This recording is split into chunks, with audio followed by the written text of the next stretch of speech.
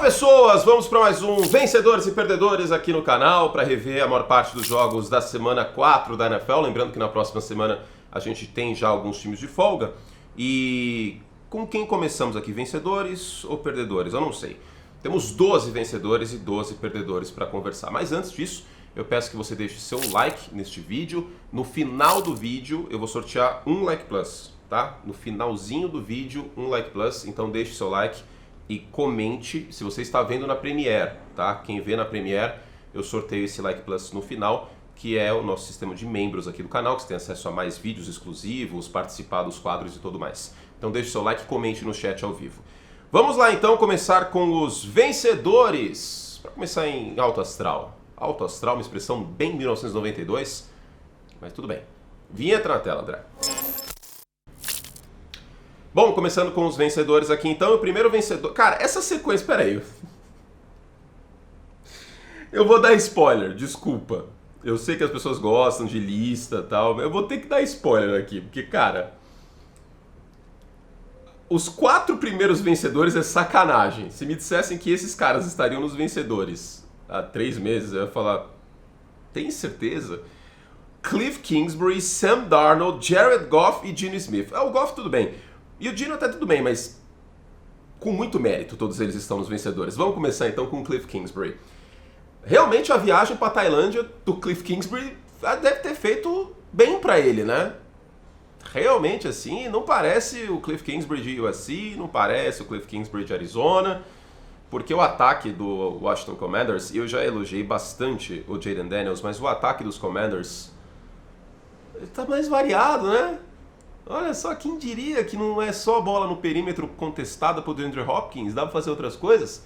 E tá fazendo muitas outras coisas. Tem sim aí a verticalidade em alguns momentos, o Jayden Daniels tem isso como arma desde a época de LSU, mas a gente tá vendo mais passes rápidos para queimar blitzes, a gente tá vendo um jogo terrestre funcionando como eu não me lembro de ter visto em Arizona. O jogo terrestre foi o que realmente venceu essa partida contra os Cardinals, que era lei do ex, né, e era um jogo importante certamente pro Kingsbury, que foi demitido por Arizona.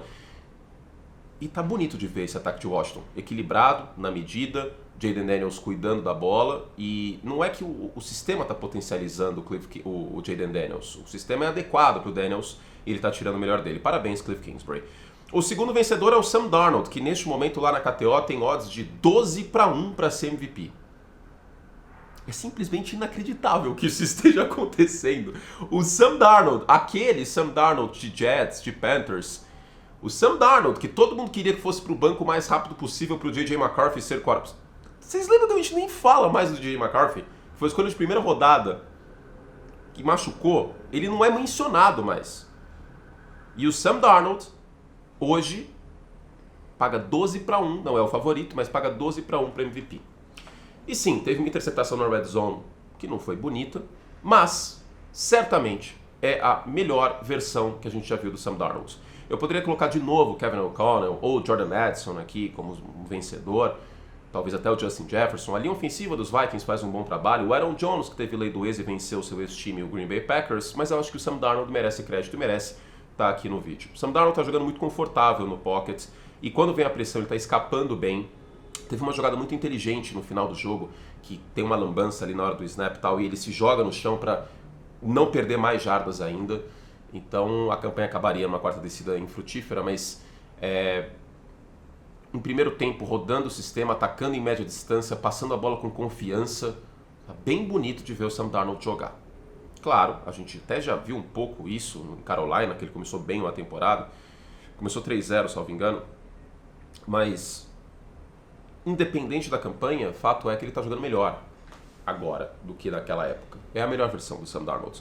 Nosso terceiro vencedor não errou literalmente um passe no Monday Night Football contra o Seattle Seahawks. Sim, é verdade que o front de Seattle estava desfalcado, o Nosso não jogou, o Boye Mafe não jogou, o Leonard Williams, o Byron Murphy, mas mesmo assim o Jared Goff tem muito mérito porque é a melhor versão do Jared Goff. É o Jared Goff pouco pressionado, rodando toneladas de play action com amparo do jogo terrestre. Esse vai ser o Jared Goff. Se tiver jogos assim ao longo da temporada e na pós-temporada, o Goff é um excelente quarterback.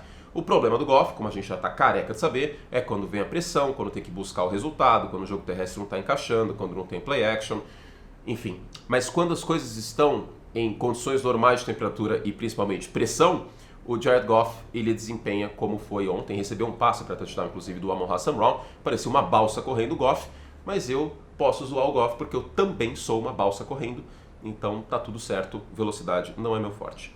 O nosso quarto vencedor sai vencido, não sai derrotado do jogo ontem, porque tudo que dava para fazer, ele fez. Foi pressionado em 30% dos snaps, se virou em várias oportunidades, encontrou alvos no meio do campo, coisa que não acontecia tanto na temporada passada com o Shane Waldron, procurou o DK Metcalf em profundidade, e uma secundária de Detroit que estava marcando bem agressiva, né? Foram marcadas várias faltas, e o Gene Smith não desistiu, 395 jardas. Só um touchdown, teve a interceptação derradeira, né? Que ele estava ali no desespero. Mas ele não se entregou, mesmo fora de casa, mesmo com Seattle com desfalques, mesmo sempre atrás do placar por 2 posses, basicamente, o Gene Smith fez um jogo muito sólido. Aí um dos melhores jogos de quarterback nessa semana, mesmo saindo derrotado. O ataque aéreo de Seattle está bem melhor nessa temporada do que do ano passado, até porque ele está mais variável e menos previsível.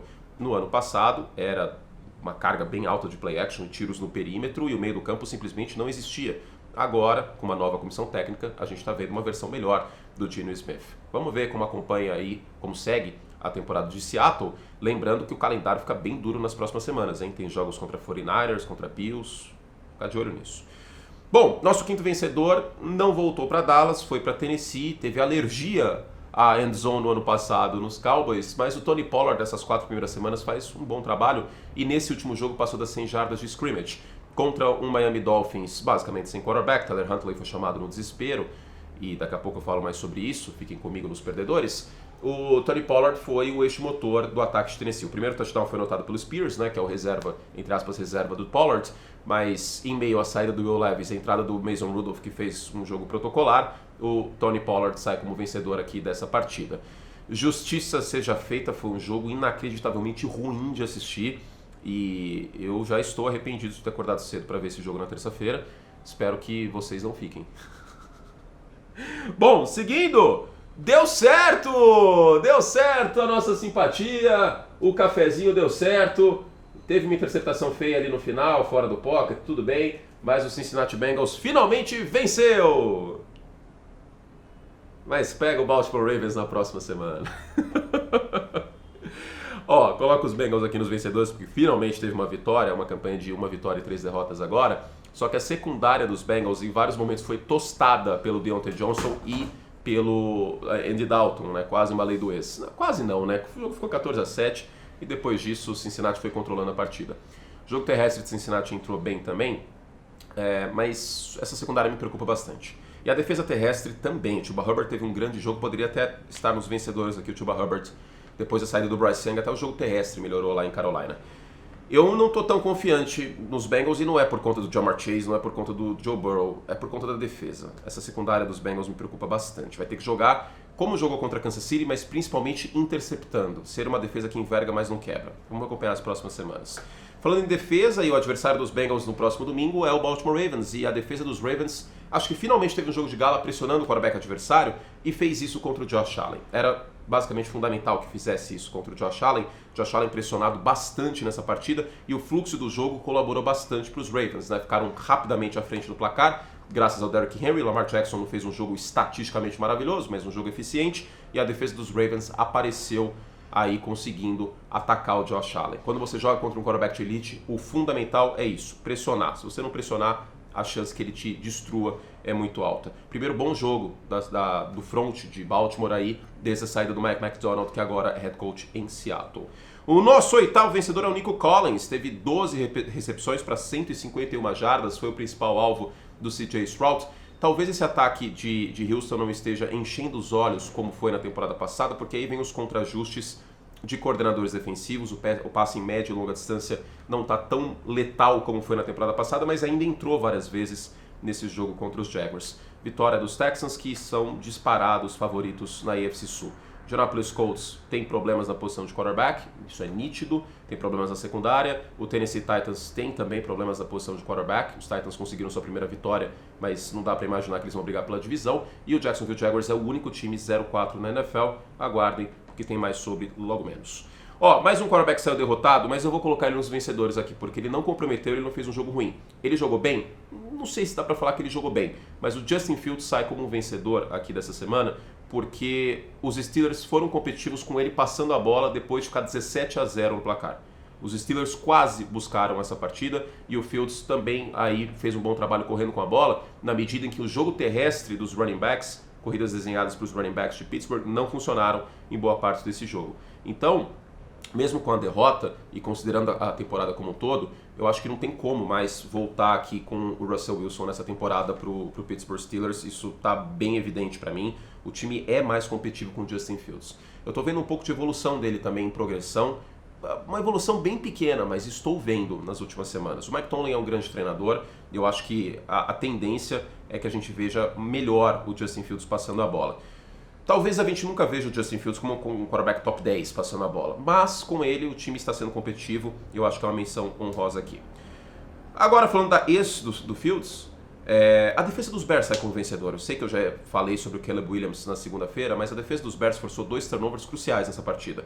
Um que deu campo curto depois do ataque, tem muitos problemas no primeiro tempo, e aí os Bears conseguiram capitalizar, um fumble em cima do Matt Stafford, e depois uma interceptação no último quarto para liquidar de vez a partida, um passe até ruim do Stafford, e os Bears acabam saindo vitoriosos mais uma vez em casa. Chicago em casa tá jogando muito bem, viu? Bem melhor do que fora de casa, especialmente a defesa, roubando a bola do adversário e tudo mais. Bom, os Bears estão 2-2, pegam Carolina na próxima semana com Andy Dalton, e pode ser que essa defesa seja importante de novo. Então, eu não vou criar expectativas. O 11º vencedor tem um monte de lesões em São Francisco, como o Narda brincou ontem, o São Francisco Lesioniners, brincou na Semana NFL, e mesmo assim tem um jogador que está saudável, que está jogando bem. Eu sei, o New England Patriots não é um time competitivo, mas a defesa dos Patriots não é de todo mal. E o Brock Purdy praticou o futebol americano nesse domingo. 288 jardas, segue sem o Christian McCaffrey, o jogo terrestre funcionou, claro, com o Jordan Mason, mas procurou o George Kittle na endzone. O Ayuk também parece que ainda não entrou na temporada, eu acho que é uma das decepções desse primeiro quarto de temporada, o Brandon Ayuk. E o Brock Purdy muito, assim, no controle mesmo, né? Mostrando que é um bom quarterback, que é um quarterback top 10, o Brock Purdy. Uma boa partida dele, uma partida muito sólida. Ele que não está 100% saudável, inclusive, né? Está com lesão nas costas e fez um grande jogo. O nosso 12º vencedor e último dessa semana é o Baker Mayfield, que aproveitou as marcações homem a homem, mano a mano com o Chris Godwin e o Mike Evans no primeiro tempo e detonou a defesa do Philadelphia Eagles. Na semana 1 ele fez isso contra a defesa em zona do Washington Commanders. Agora ele faz com marcação homem a homem aí do Philadelphia Eagles. O grande problema do Baker é que ele alterna jogos muito bons, como o da semana 1 e da semana 4, com jogos ruins, como o da semana 3, que ele fez um trabalho bem ruim, pressionado contra os Broncos. Justiça seja feita, o front de Denver, que eu elogiei na segunda-feira, está sendo um dos melhores da NFL. Mas essa questão. Baker Mayfield é um bom quarterback, um quarterback acima da média, mas ele vai oscilar. O Baker oscila, não tem como. Vamos para os losers, perdedores. Bom, vamos aos perdedores aqui. Agora começa o entretenimento, hein? Agora começa o entretenimento. Você que ficou comigo até agora, se prepare que eu estava inspirado com o meu café hoje de manhã. Vamos começar de novo com o Tyreek Hill. Tá feia a coisa, hein? Tá feia a coisa. Tá feia a coisa. E eu falei no League ontem, segunda-feira, quem diria que não ter um bom quarterback para um titular que machuca adoidado? E assim, foi concussão, mas poderia ter sido outra coisa, que também teve quadril no histórico do Tua. Quem diria que não ia ser uma boa ideia em Miami Dolphins? Quem diria? O Cleveland Browns foi atrás do Jameis Winston, o Indianapolis Colts foi atrás do Joe Flacco, que ajudou a vitória, inclusive, de Indianapolis. Quem diria? Né? O Minnesota Vikings draftou um calouro, mas pegou o Sam Darnold, que como reserva tá ok. Chegou um SMS aqui, vamos ver. Deu tudo certo com o pagamento de sua conta. Ok, muito bom. Quem diria? Skylar Thompson totalmente sem condições. O Tyler Huntley, tadinho, ele é o outro Golimar do Lamar Jackson. A gente tem uma coleção de Golimar do Lamar Jackson, para você que não pegou a referência, que eu já fiz. Thriller, Lamar Jackson, Michael Jackson no auge. Excepcional o clipe. Golimar é a versão indiana de Lamar Jackson. Isso quer dizer de Michael Jackson. Recomendo também Rivaldo Sai Desse Lago para você que não assistiu. Voltei a 2008.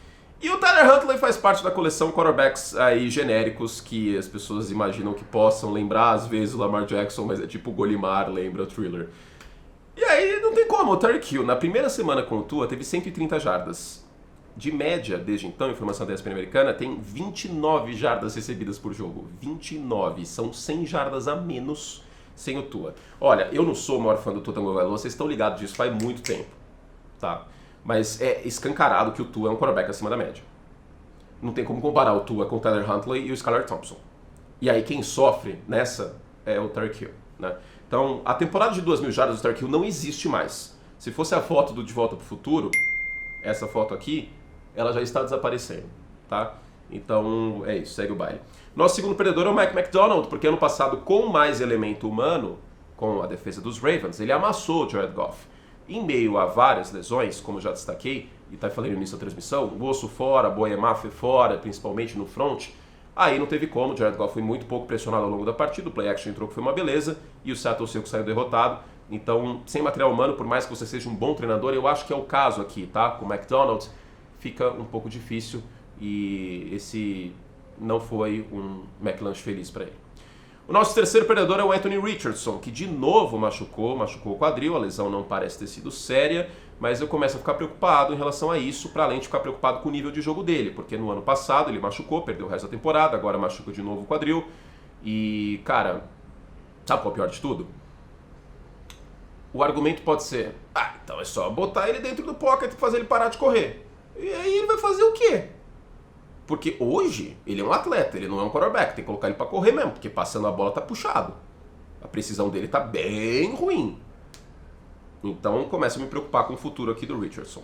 O nosso quarto perdedor perdeu a partida com um field goal longo do Ko, né? Yohan Ko, vai que o YouTube desmonetiza.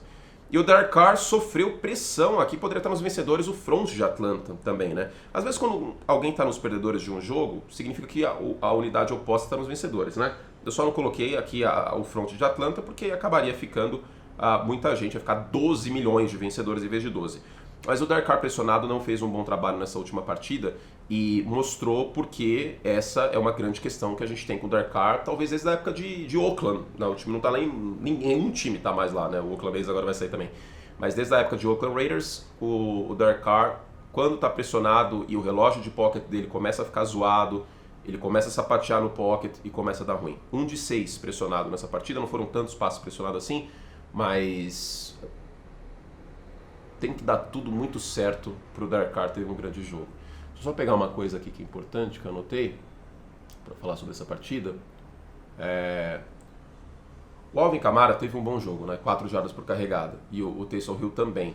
Mas o Derek Carr teve um jogo de passes curtos e quando pressionado não fluiu. Mérito do front de Atlanta e reforçou esse front para essa temporada e tudo mais. Talvez o primeiro bom jogo desse front. Quinto perdedor. Saiu o vencedor com o passe para touchdown do Courtland Sutton, pro Courtland Sutton. Mas no intervalo tinha menos 7 jardas. E te falar que não foi também, assistindo o jogo, como se o Bo Nix tivesse sido absurdamente pressionado. Só que a impressão que passa é que com o pocket limpo ele está desconfortável. Então, justiça seja feita também, o Bo Nix pegou aí várias defesas duras pela frente nas últimas semanas. Mas se não tiver tempo ensolarado, tipo Tampa mandando um monte de blitz e ter blitz counter no plano de jogo que o Sean Payton bem colocou na semana passada, o Bo Nix trava. Então as famosas dores de crescimento estão acontecendo. Venceu o jogo, mas não passou das 100 jardas aéreas nessa partida. Eu sei que a defesa dos Jets é muito boa, jogou fora de casa, mas mesmo sendo calor o desempenho tem que ser um pouquinho melhor. Porque quem salvou essa partida mesmo foi um pouco a incompetência dos Jets e principalmente a defesa dos Broncos, que faz uma grande temporada. E eu só não coloquei o Patrick Surtain aqui nos vencedores, que ele merece muito e está provando que é o melhor cornerback da liga semana sim, semana também, porque eu já também falei sobre ele na segunda-feira. Grande jogo do Surtain e o Garrett Wilson está no bolso dele até agora. Agora, falando em Denver, o ex-head coach de Denver, o Nathaniel Hackett, sai como um imenso perdedor, porque o Aaron Rodgers, a gente pode falar muitas coisas dele. Muitas coisas, mas se tem uma coisa que o Aaron Rodgers é transparente na fisionomia. Quando ele está insatisfeito, ele demonstra isso com total e cristalina clareza. Era muito evidente na sideline e no final do jogo que o Aaron Rodgers estava pistolaço com o plano de jogo de Nova York, um plano de jogo estúpido em primeiras descidas, sobretudo, não estava funcionando e continua insistindo, especialmente no jogo terrestre, e o fluxo do jogo não foi bom para os Jets. Eu acho que poderia ter investido mais nos outros alvos e talvez até colocar um pouco mais Rodgers fora do pocket, não sei, no início da partida. Isso não aconteceu e ele estava visivelmente pistola. E é óbvio que ele estava pistola com o Nathaniel Hackett, que é o coordenador ofensivo dos Jets. Em paralelo, o Robert Saleh precisa ser um pouco mais contestado, porque esse time dos Jets parece que não encontra consistência. Amassou os Patriots, fez uma partida de gala na semana passada, e agora perde para os Broncos, um time que não deve ir para a pós-temporada. Os Broncos não vão para a pós-temporada, tem que acontecer um milagre no resto do ano, e essa defesa tá jogando bem, como eu falei, mas, cara, não tem jogo terrestre, não tem quarterback suficiente para ir para a pós-temporada em 2024, não tem como. E essa derrota para os Broncos em casa pode fazer falta. Foi uma derrota depois de 9 dias de descanso em casa. Vai fazer falta isso aí, hein? O nosso sétimo perdedor, ele começa a entrar em aviso prévio, porque o seu quarterback renovou o contrato e é um dos 5 quarterbacks mais bem pagos da NFL. Não está merecendo, mas é. E o Doug Peterson, na sua coletiva, meio que jogou os jogadores embaixo do busão. E Jaguar em inglês é onça. Quem será que pode ajudar o Trevor Lawrence e onça no ano que vem? O velho do Rio, Bill Belichick, que está disponível no mercado e é amigo da família Cam, como o Ari bem lembrou. E essa maravilhosa montagem, vou dar os créditos aqui, é obra de Dave Chiodini, que é uma máquina na inteligência artificial. Essa eu posso mostrar, mas algumas outras eu não posso. Então, o Doug Peterson nesse momento tá feia a coisa. Eu acho que tem assim um problema de chamadas como um todo, não nessa partida que o Trevor Lawrence errou alvos abertos, só que o clima no vestiário em Jacksonville certamente está azedo. O Trevor Lawrence não está nada contente jogando futebol americano, isso é evidente. E vamos lembrar o que aconteceu com Carson Wentz e Doug Peterson. Só faltou um pouquinho para os dois saírem na mão. Então vamos acompanhar essa situação. Doug Peterson está em apuros, até porque o Bill Belichick é amigo da família dona dos Jaguars e é o cara que pode ajudar Juma Marruá, Trevor Lawrence. O nosso oitavo perdedor, eu vou ter que respirar fundo agora, velho. Olha, eu falei que contratar o Greg Roman com o Justin Herbert, que é um bom quarterback, ia ser cagada. Eu falei. Quando o jogo terrestre entrar, como entrou contra os Raiders, como entrou para Carolina, tudo lindo, maravilhoso. J.K. Dobbins passando das 100 jardas, excelente. Aí enfrentou uma boa comissão técnica contra uma boa linha defensiva. Os linebackers de Kansas City jogaram bem. E o Greg Roman simplesmente ele não acredita em ajustes ao longo da partida. E ele ama tanto o jogo terrestre que ele é incapaz de perceber que o negócio não estava dando certo. Contra a box de 7 jogadores, teve 2 jardas por carregado o J.K. Dobbins. E a gente teve simplesmente 10 corridas pelo meio da linha ao longo do jogo e a maior parte delas em primeira descida. E aí numa quarta descida, curta, quarta para 2, na red zone, sem os 2 offensive tackles titulares, Rashawn Slater e o Joe Alt, o Greg Roman achou uma boa ideia chamar um passe em shotgun. Socou corrida o jogo inteiro. Não, play action com o Justin Herbert under center, não é uma boa ideia. Colocar o Justin Herbert em rollout fora do pocket, o Ladd McConkey numa rota cruzando o campo, que estava dando tão certo ao longo do jogo, não é uma boa ideia. Vamos colocar o Herbert em shotgun. Ô, velho, na boa. É inacreditável. É inacreditável. Você abre 10-0 em Kansas City em casa, o Rashee Rice machuca, força 2 turnovers nos Chiefs no primeiro tempo, e na moral que você fica socando corrida pelo meio da linha que não tá dando certo. A diferença desse jogo é que Kansas City tem comissão técnica, fez ajustes, e o Jim Harbaugh também faz parte desse papelão, porque ele que quis trazer o Gil Cebola dele aqui, que é o Greg Roman.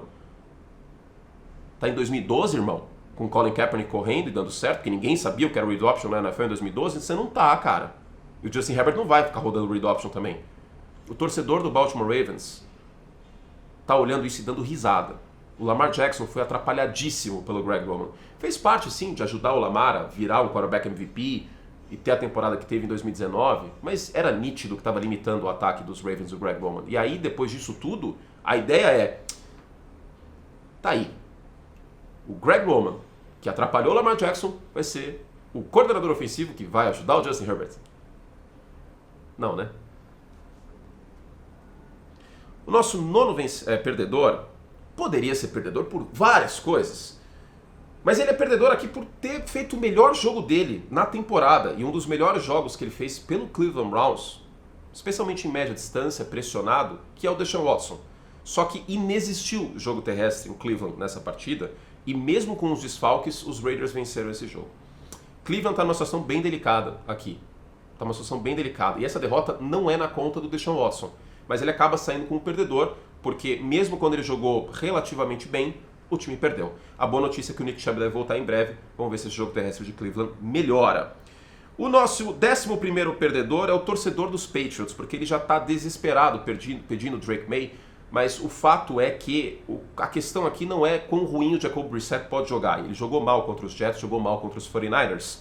O problema é quando o Drake May vai estar pronto. E com esse corpo de recebedores, especialmente com essa linha ofensiva, não colocaria o Drake May, a menos que eu tivesse certeza bastante alta de que ele tem condições de processar o jogo minimamente para ele não ser engolido e para ele talvez até não machucar.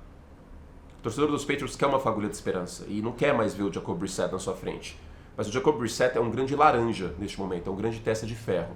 Ele precisa ser o quarterback, o testa de ferro, enquanto o Drake May não está pronto. Enquanto isso, o torcedor dos Patriots sai bastante como perdedor, porque teve uma esperança na semana 1, já tinha torcedor dos Patriots querendo o wild card, mas calma nós, o time é fraco, né? Especialmente o ataque.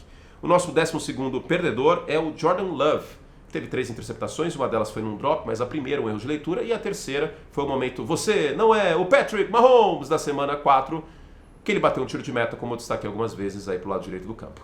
O Love não estava saudável, mas independente disso, são leituras que não podem acontecer dessa forma, né? E execuções, sobretudo. Estava no mano a mano contra a Blitz nessa terceira interceptação, ele lança o passe mais pro meio do campo do que para lateral, e o matchup não era favorável ali. Por fim, o nosso 12º perdedor é Ari Aguiar, que foi amassado pelo Instituto Kyle Shanahan, que é o líder da Liga de Fantasy da firma, e estamos voando baixo, rumo ao título, rumo à vitória, rumo ao nosso primeiro anel. Kyle Shanahan, se você não conseguir, a gente vai conseguir por nós. Ah! Beijo, Ari, você sabe que eu te amo. Gente, é isso, e um aviso importante, coleção nova. Essa coleção com design by Anthony Curti. Temos essa do Berzão, que eu estou usando. Essa dos Chiefs ficou simplesmente um espetáculo, hein? Olha só, ficou muito linda. Essa dos Steelers, a combinação dos Steelers ajuda muito também, né? Preto e amarelo, fica um contraste lindo. Gente, tem de 31 times, só não tem dos Cowboys, que a gente não tem os direitos, mas está lá em esporteamerica.com.br e com o cupom CURTE7 você tem 7% de desconto. Se você é membro, você tem mais desconto ainda. O link para comprar tá no primeiro comentário, além dos vídeos para os membros Like Plus. Eu vou dissecar 2 jogos aqui a mais nessa terça-feira e vamos juntos. Um beijo carinhoso, fizemos o será que podíamos.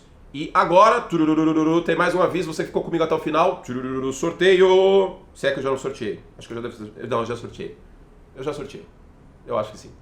André, pode deixar isso. Eu já sorteei, eu vou ter lembrado de sortear na Premiere. Venham com a gente para mais conteúdo no Like Plus. Tchau, ó, vou fazer uma finalização com um post-it, tipo, bem TikToker, ó. Tchau!